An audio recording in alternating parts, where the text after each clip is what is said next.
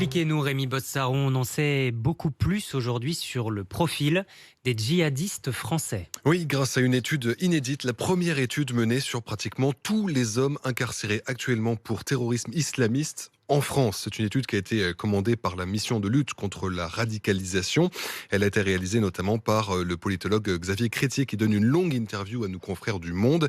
Et ce qui en ressort, c'est en fait un portrait robot du djihadiste français. Ce sont plus de 350 profils de détenus qui ont été analysés, des hommes qui sont soit en détention provisoire, soit déjà condamnés. Et si les chercheurs ont pu analyser comme ça leur profil, c'est que chacun de ces hommes fait l'objet, dans le cadre de sa détention, d'une fiche de synthèse dans laquelle apparaissent notamment son parcours, ses antécédents criminels et son profil psychologique. Alors, que nous apprend la synthèse concrètement de tous ces profils? Alors, on sait d'abord d'où viennent ces djihadistes, de quelle zone géographique. On ne sera peut-être pas surpris d'apprendre qu'ils viennent dans leur grande majorité de zones urbaines, 60% d'entre eux contre 2% par exemple pour les petits villages. Mais parmi ces zones urbaines, il y a de très fortes disparités. Il y a des grandes villes qui sont totalement absentes.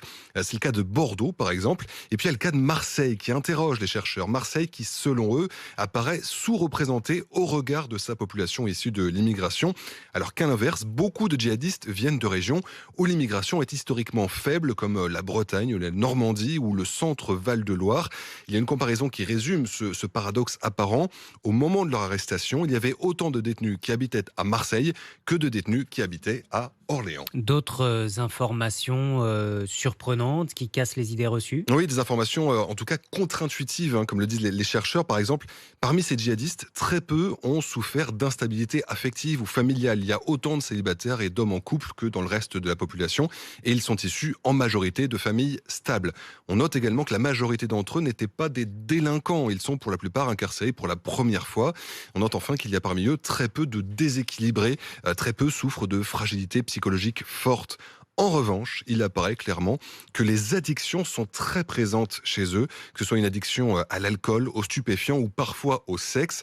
Près d'un tiers de ces hommes en souffrent, c'est beaucoup plus que la moyenne nationale, ce qui amène deux suppositions chez les chercheurs. Soit l'engagement djihadiste est vu comme une façon de sortir d'une vie de péché, soit ces hommes ont développé une nouvelle addiction, une addiction à des croyances extrêmes. Et puis, il y a aussi une notion qui revient souvent, la notion de choc moral. Oui, pour expliquer l'adhésion au djihadisme, 2 tiers de ces hommes auraient vécu ce qu'on appelle donc un choc moral, c'est-à-dire qu'ils ont été confrontés à un élément tellement insoutenable qu'ils ont été contraints à l'action. Je reprends là les mots du chercheur. Alors ça peut être un choc qui est lié à leur parcours, s'ils ont vécu par exemple dans une zone de guerre, comme ça peut être le cas en Algérie ou en Tchétchénie, mais ça peut aussi être un choc moral virtuel, c'est-à-dire un choc provoqué par des vidéos de massacres de musulmans, par exemple au Proche-Orient, des vidéos qui circulent sur Internet et que la moitié de ces hommes regardaient de manière intense, voire très fréquente. Internet, c'est aussi le vecteur de socialisation par excellence pour ces djihadistes, beaucoup plus que les lieux de culte, que les amis ou la famille.